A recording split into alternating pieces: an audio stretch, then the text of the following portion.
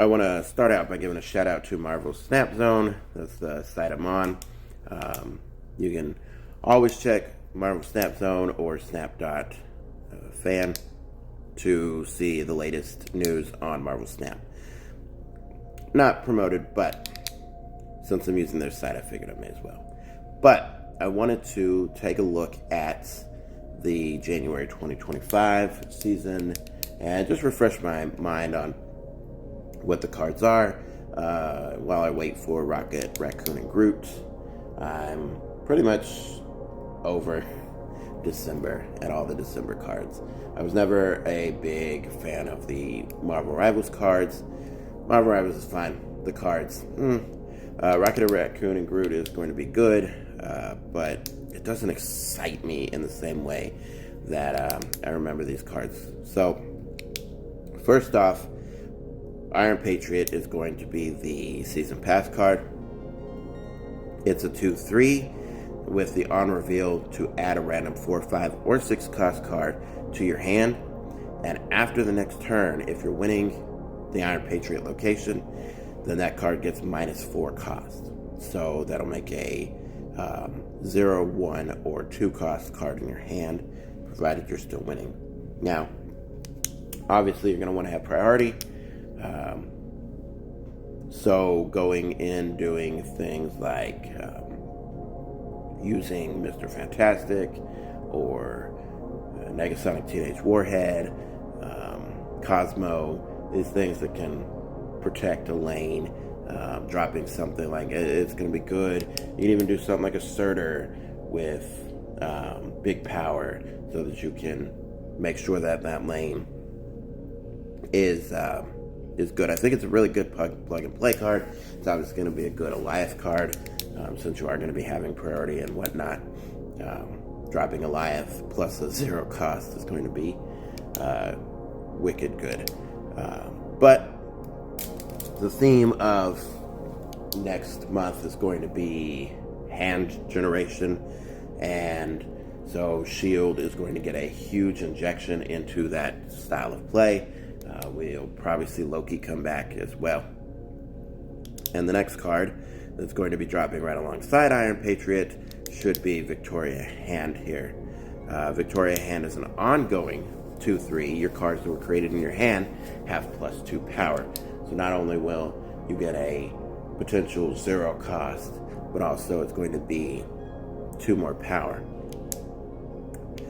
Which I'm going to skip Bullseye and move down to Moonstone real quick, who everybody's thinking of all these cards that will go well with Moonstone. She's a 4/6 with the ongoing, that she has the ongoing effects of your 1, 2, and 3 cost cards at her location.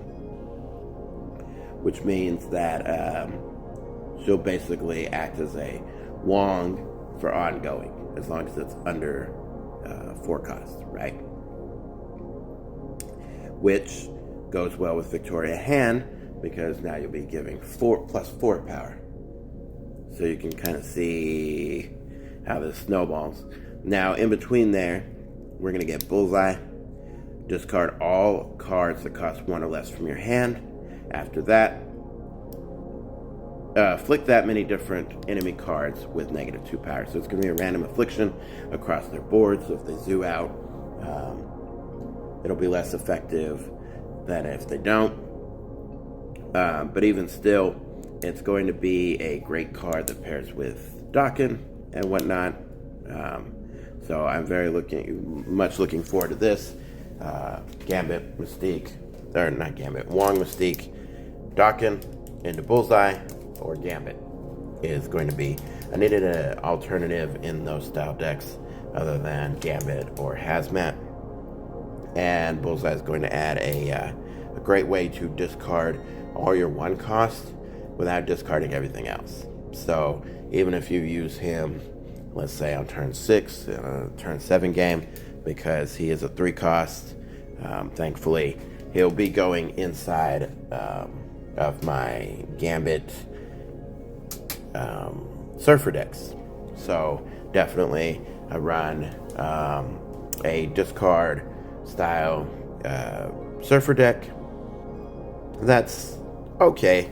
It's not the best performer, but I do enjoy it, especially, like I said, throwing down Dawkin on Wong or Wong Mystique, proccing extra 1-drops that boost him up, and now you can use that to not only destroy, but let's say they put out an armor, or, you know, what have you. There's all kinds of things. You don't even have to play Bullseye on Wong. You can, because he's not a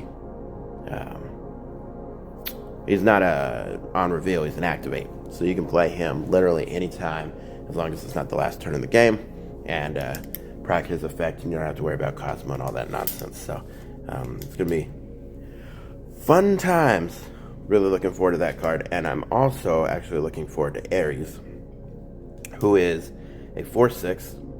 On reveal, compare the power of the top 3 cards of both decks. So it's going to look at the top 3 cards of their deck, add the power together, top 3 cards of your deck, add the power together. If your total power is higher, then Ares will get +6. So most games he'll be a 4/12. He's a great Surtur card, but just a great card in general to slam down. Obviously, Armor and Cosmo are going to be big winners here because, well, I guess you'll have to play Cosmo the turn after, but even still, fantastic.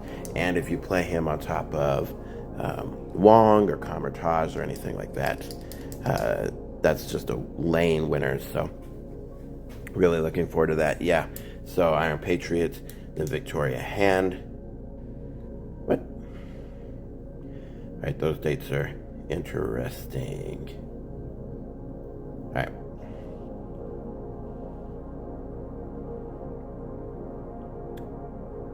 Okay, I don't know.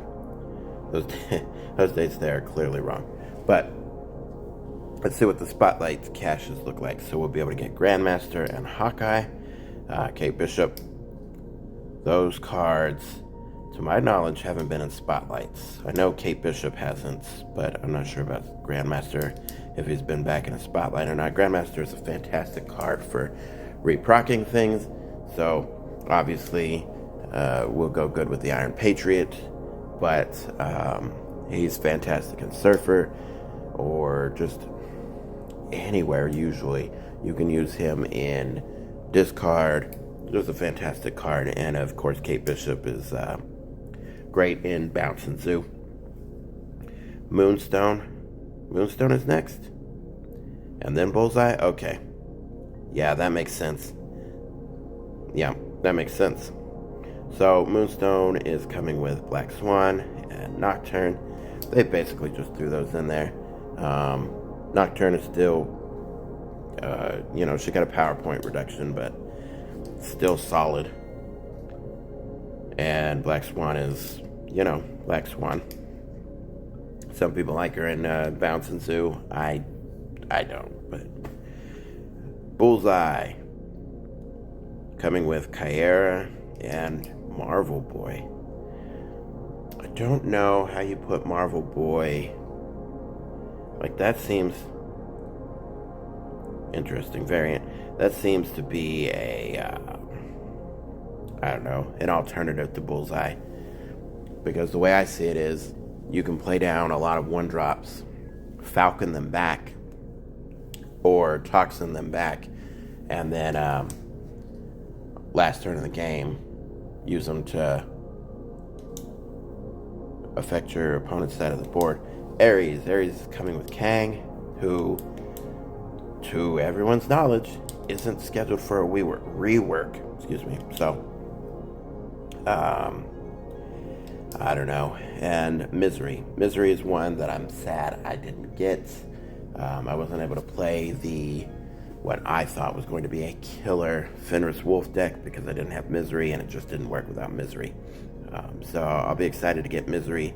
So that will be, if I had Misery, that would definitely be a token buy. Marvel Boy and Kyera are fantastic cards. Yeah, I think it's a roll for each week, actually. Unless you have cards, like, use your keys. The variants are fantastic, cards are fantastic, so that's that. Bit of a longer video, but an ultimate variant for Ebony Maw is coming. That's pretty good. We need more ultimate variants. What else? New locations. After turn 3, add the Destroyer to the winning side. That never sees the light of day. With the way that the discard location didn't come in recently, that cannot see the light of day. Ooh. Hell yeah. That's pretty good. That's pretty good. Alright. Let me know what you think. Be sure to leave a comment, like, subscribe, all that good stuff. Appreciate it.